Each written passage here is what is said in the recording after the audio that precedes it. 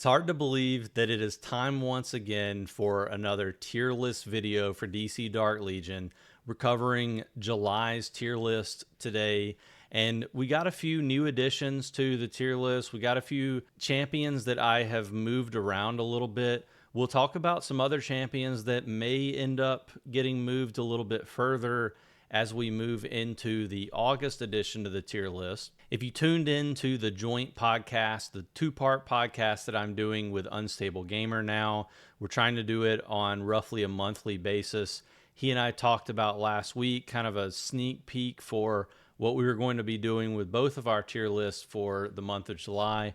And you'll see a couple of those things here in this tier list today. If you didn't get a chance to tune into the podcast, please go take a look at the first part, which is on his channel. The second part on my channel was really fun interaction with Unstable. We're looking forward. We've got some good plans for how to make that even better going forward. And we'll be doing more of those sneak peeks on that podcast. So if you're anxious on these tier lists to see the new ones each month, definitely be taking a look at those videos to kind of get a little bit more information. The two new champions that are going to be appearing in the tier list this month are going to be Starfire here, who I've gotten to 1 purple star, and then Supergirl, who I have enough shards to get her to 1 blue star, and that's actually thanks to the new bleed changes and getting those additional shards each time, or most of the time, whenever you pull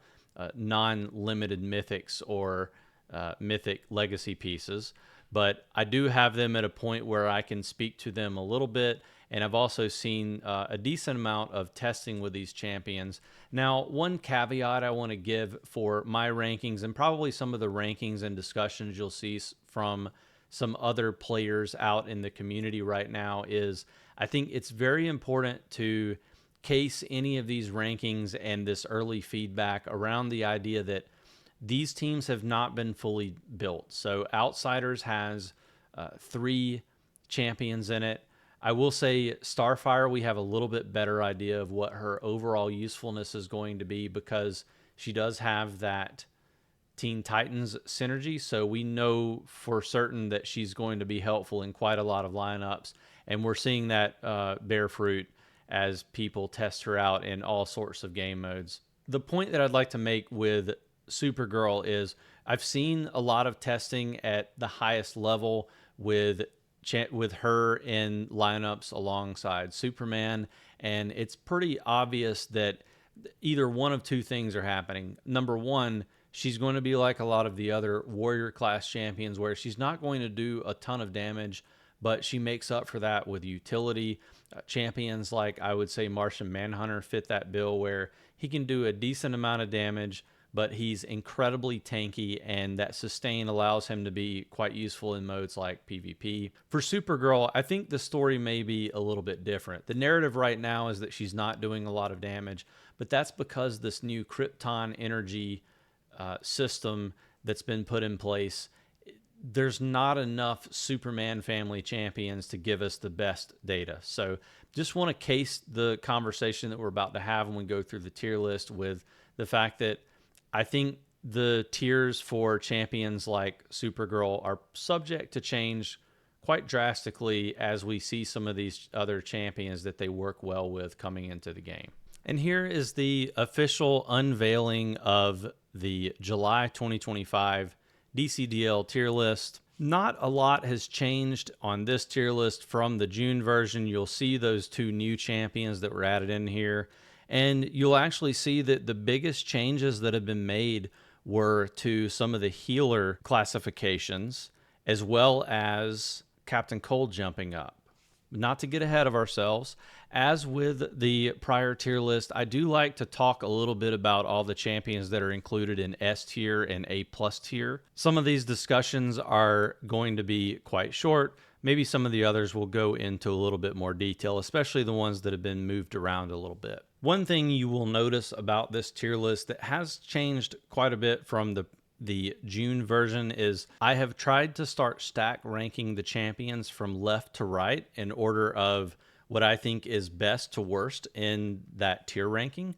So it's not going to be perfect. I'll probably have to change it a little bit, and I'm sure there will be a lot of disagreements in the community on whether or not my stack rankings are accurate. So definitely leave a comment down below if you'd like to disagree. I'm always happy to see some constructive criticism, and I love it when people prove me wrong. So let's have that discussion. I think Constantine is the best champion in the game right now, mainly because I think Justice League Dark is the best team in the game right now, just pound for pound. I think there are some arguments to maybe prove me wrong, especially when it comes to Nightwing. And I'm wondering if Superman is going to be able to jump back up in the tier ranking as well as we move into the Superman themed July that it seems like we're about to be getting. Not much to say about Constantine that I haven't already covered in prior videos. He is the AoE king in the game, and I don't see that changing anytime soon unless, of course, we see some drastic improvement to what Supergirl is able to do whenever she's able to get into that Krypton energy level 3 a lot faster. We'll monitor that situation very closely. I'm sure a lot of people will be curious about how that pans out. Constantine is going to be sitting in S tier for quite a while. The next champion is going to be Nightwing. We've talked about Nightwing a decent amount. I also have a Nightwing Whaler Skip video that's going to be coming out probably in the next few days, so be on the lookout for that video as well. Nightwing is an incredibly efficient single target damage dealer that relies on a lot of crit rate and crit damage up. He definitely has some limiting factors to his kit, but I would argue the same thing about Constantine, because Constantine really requires having a few of his Justice League Dark teammates around in order to ramp up his spiritual damage dealing. So I don't really see that as a limiting factor that would tell you that you should not be trying to get Nightwing for your account. I've seen the damage in combat cycle that he's able to do, and I think he's incredibly useful in literally every game mode that you can come up with. So definitely solidifies himself as one of the top 4 S tier champions in the game. Superman has been S tier from day one. He's a champion that has kind of fallen out of favor for some players, and I think a lot of it has to do with whether or not you were able to get him to high stars, and whether you've invested a lot of force and also been able to get his unique legacy piece. My Superman is only at 3 blue stars. I have his unique legacy piece equipped. I don't even have any stars on it. I have his force fully maxed out. You can see his gear is not even, he doesn't even have Justice League Synergy gear on. And this Superman is able to do quite a lot of damage against single target combat cycle bosses. And he also is still helping me to climb in my training simulator. So don't sleep on a well-built Superman. The problem is he does require a lot of stars to push in-game. I'm at 1090 in training sim, so I'm definitely hitting a point where there are other champions that help me more than Superman. I'm really hoping for a rerun. It seems like that's going to be likely for us earlier servers fairly soon during the Superman event. So I will 100% be trying to push my Superman into either purple or yellow stars because of that. But don't let that discourage you from building Superman into the future. Sinestro, we've talked about a million times on this channel as well. Sinestro is going to be a champion that's quite useful, not just with the Legion of Doom tag synergy, but also in lineups that use Constantine, because Sinestro can put out a lot of spiritual damage himself, but his kit also augments spiritual damage for other champions. And so you're able to use your Sinestro and your Scarecrow, so those Legion of Doom tag synergy champions, with non-Legion of Doom tag synergy, and you're able to still get a lot of damage output. So really incredible champion. He's great in Training Simulator. He's incredibly good in both PvP and Combat Cycle. And for that reason, he's going to continue to be in S tier for quite a while. Got a really nice, unique legacy piece as well. So 100% worth wailing on. Next, we have Green Lantern. And I think I'm about to confuse a few of you loyal viewers who have watched all of my tier list videos. I mentioned in the past that I was looking at making a few changes, and I bumped Green Lantern down into A plus tier fairly recently, and I moved Poison Ivy up into S tier. And I'm really still not sure what to do with some of these champions. I think they're all really good. Like, obviously, if a champion goes into S tier or A plus tier, then it means that they are 100% worth having on your account and building them up no matter what. But there's just some questions on the hierarchy of like where they should land in the game. And one thing that has been brought to my attention and kind of forced to my attention in the last few weeks is the fact that Poison Ivy has some limiting factors, especially in PvP, because she can get just completely shut down by a Joker. So made some adjustments back to kind of the stasis that we had these healer rankings in a couple of months ago. And I think this is probably a better characterization of where some of these champions are, especially when we get to Starfire in just a second. I think maybe it will be a little bit more clear why we made these changes. But Green Lantern, obviously a champion that has come with a lot of scrutiny, especially since it costs tens of thousands of dollars to obtain Green Lantern at a usable level. That's not even an exaggeration. It takes approximately 20,000 USD to get him to red stars, and just getting him into the blue stars where I have him now, just that first blue star takes several $100s or more to get him there. So this is a champion that, while I have him ranked at S tier, you're probably not going to be able to go after him. So obviously you're going to have to be prioritizing some of these other champions. But again, we've got 4 healers between S tier and A plus tier. So you have a lot of options.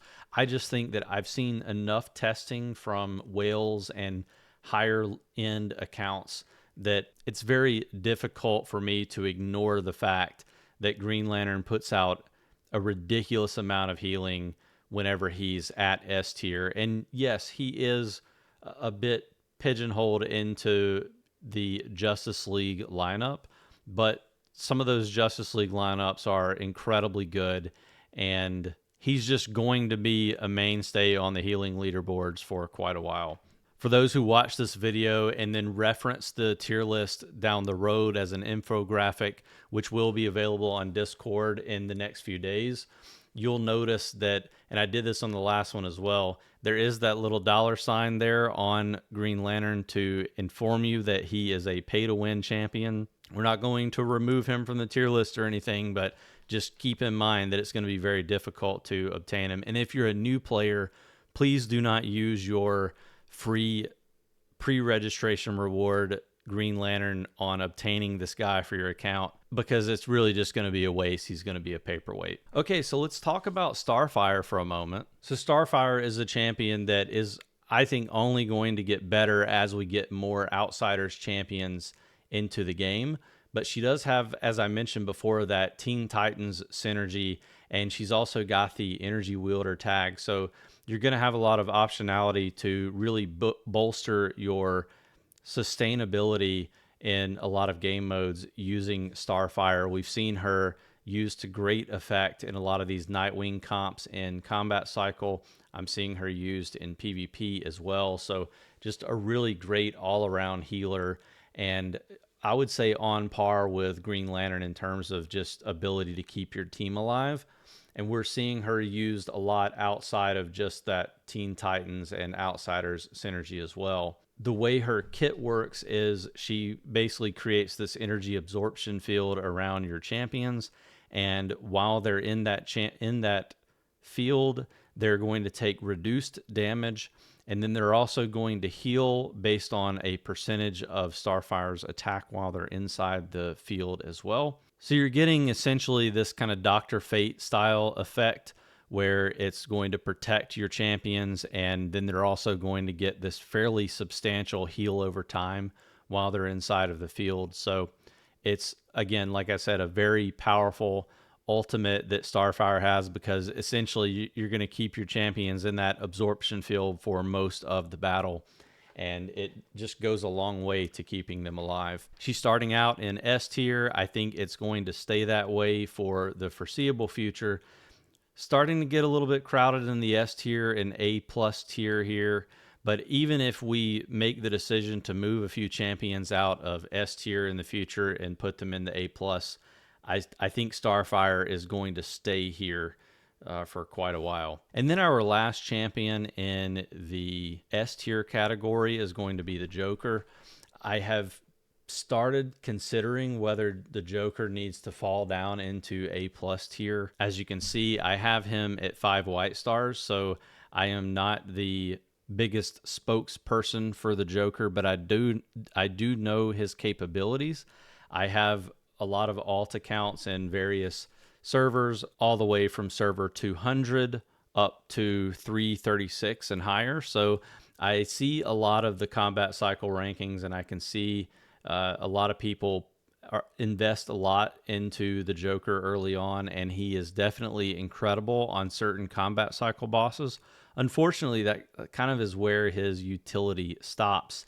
And the idea of an S tier champion is that you can use that champion in all aspects of the game. So it's getting a little bit more difficult to continue to put Joker in S tier because of that. Like to see a few more champions come into the game that interact with Joker and the poisons that he's able to put out that would make him a little bit better in some of the other game modes. We'll see how that pans out. But until then, his usefulness is falling off, and I think in order to maintain this S tier ranking, he really needs to have his legacy weapon. I would not recommend that you get his legacy weapon. So you can kind of see the conundrum that we're in here. At any rate, I'm still not comfortable removing him from this S tier ranking, just simply because of the crazy scores that he's going to put up for you in combat cycle.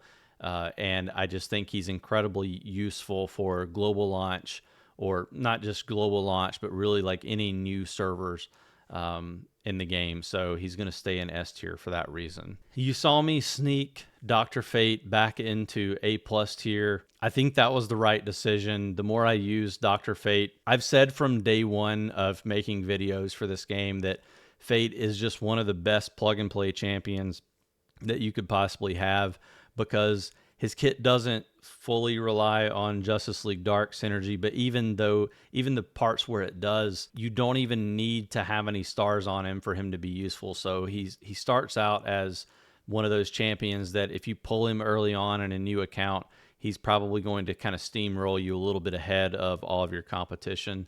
And those shields are just incredibly useful in literally every game mode in the game. So he's going to continue to stay here, and I think he's the best A plus tier champion because of that. We are getting crowded with Guardians in this tier, though, admittedly. The next champion that I think is worth talking about for a second is Flash. We talked about him when I moved him into A plus tier as well, and I really like having him here because he really is one of those champions that has utility no matter what team you put him on. Just because of the way his ultimate mechanic works, you're going to be using your Flash with a lot of those S tier champions, particularly your Constantine and Nightwing and Superman. You could also use him with a Sinestro or Deathstroke as well. So just, again, a very incredibly useful champion in all game modes. Probably just because you can't control your champions in 3v3 and Meta Brawl, not a champion that I would recommend using in PvP. So he kind of can't get into that S tier ranking because of that. But for combat cycle and training sim, he is a really great champion. We talked about Scarecrow and Deathstroke a ton in other videos, so I won't spend too much time on them here. I do have will or skip videos for both of these champions. I think Scarecrow is one of those champions that has a ton of utility in all game modes, and he's really borderline whether he should be S tier. I don't think we should be valuing a lot of the Guardian champions in the S tier category, but him and Dr. Fate are two that it's kind of difficult not to argue it, particularly because Scarecrow has this mental breakdown ability that allows him to augment the damage dealing ability of spiritual damage dealers. But he's just really good in PvP. He's good in combat cycle, and he's definitely going to help you in training simulator depending on which levels you're stuck on. Again, I don't want to spend too much time on Deathstroke. I think he's an incredibly useful single target damage dealer. You know, we're seeing a lot of these assassin, well, I say a lot. We're seeing the assassin champions, so Deathstroke, Nightwing, and Robin get incredibly good scores in combat cycle, and they're also all fairly useful in training simulator as well. Deathstroke is kind of the PvP king in a lot of ways, so he's not going to be falling down anytime soon. I think he's definitely worth obtaining for people who are willing to spend on the game, but he is one of those champions that requires a lot of investment. And because of that, you don't want to be maxing out the force of a champion that you only have at white stars. It's just not going to be, it's not going to help your account to do that. So that's kind of the biggest reason why I don't have him at S tier, but he's still a really great champion to have in your account. I'm going to talk about Wonder Woman out of turn a little bit. She has definitely sealed her place in A+ tier, especially because of the Wonder Woman Ascension event to take her from Legendary to Mythic, which is where she should have been in the first place. One big draw is that she has this Wonder Woman or Amazon's tag, so she is going to get additional usefulness down the road, but she has 2 stuns, which I think are incredibly useful in PvP, in combat cycle, and training sim. Just a really good all-around champion, and she's used in a lot of really good teams, especially the Justice League Dark team that we talked about before. So now we can talk about Raven and Ivy.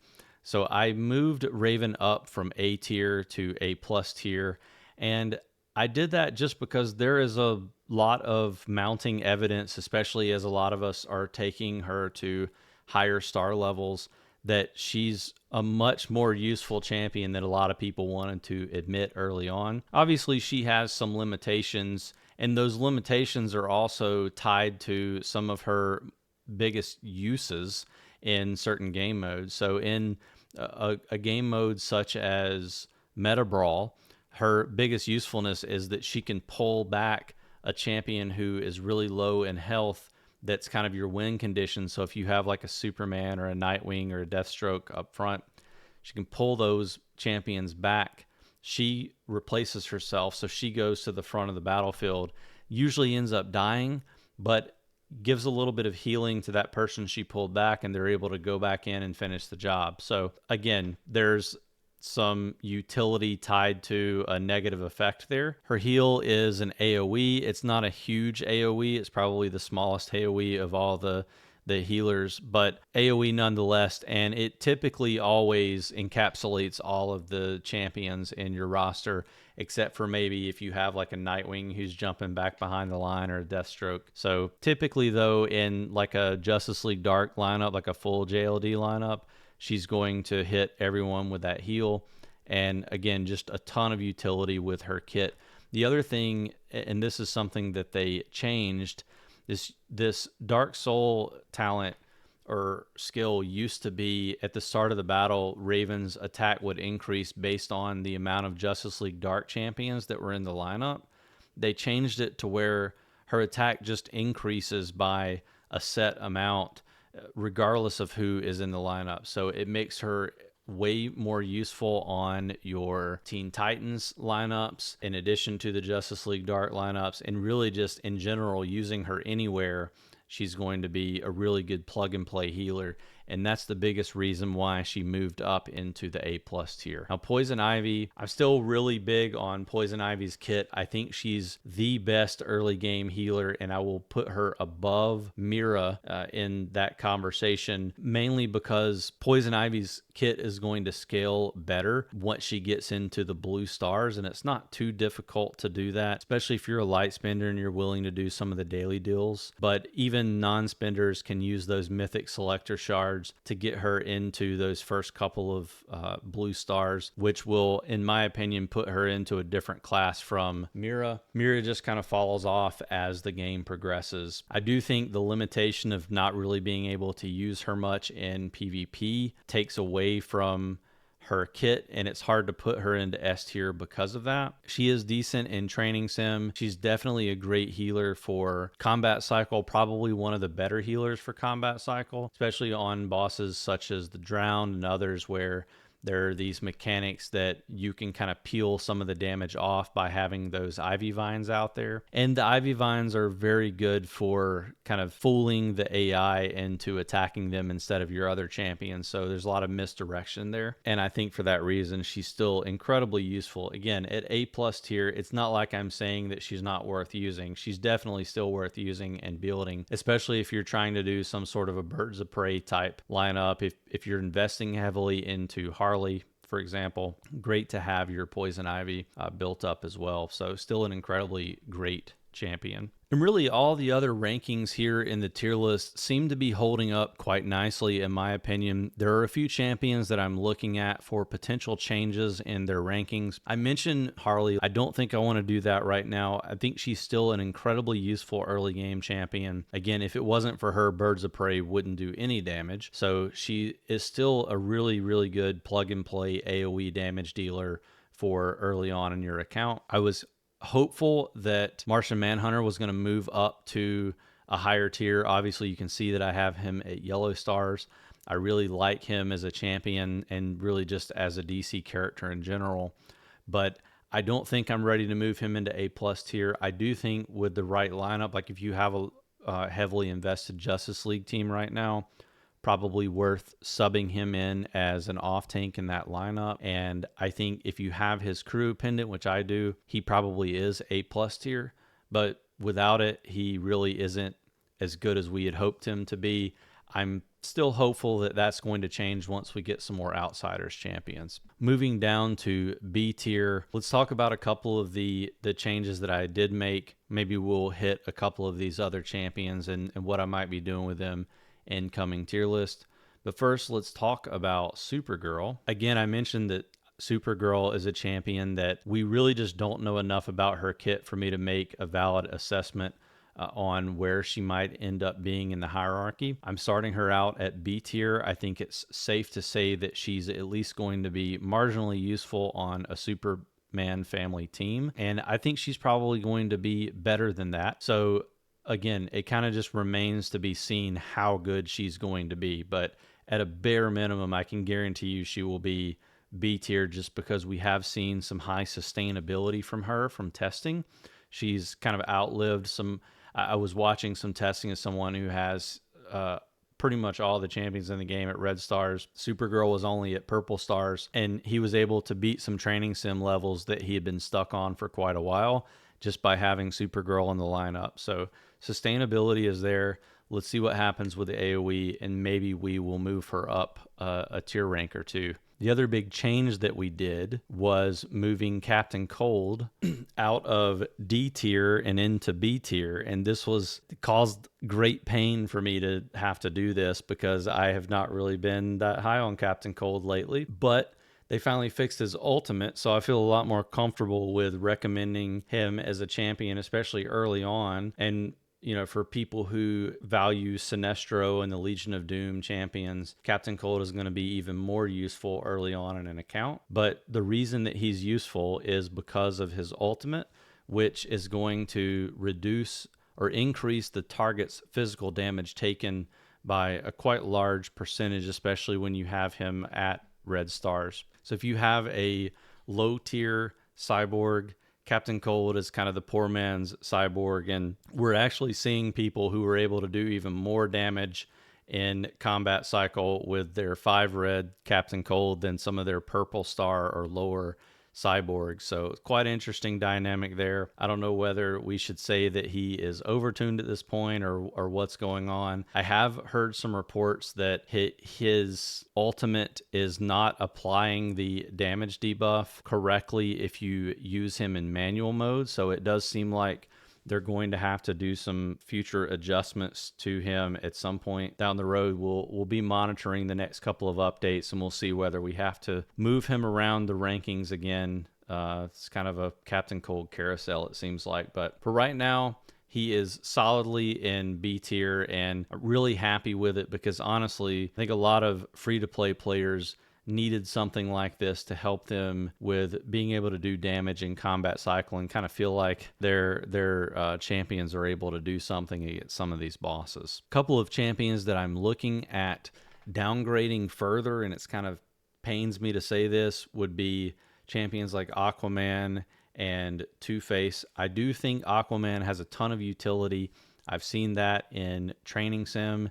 He doesn't really see a lot of play in combat cycle at all, and I don't really see him a lot in PvP anymore. I do think he's helpful against Deathstroke, for example, but I really feel like most of his utility is in Training Sim, so it's kind of hard for me to put him any higher than B tier. Probably will keep him here, but Two-Face is definitely a champion that I'm looking at demoting because I really just don't see the usefulness right now in Arkham teams. You're really just not using him that much.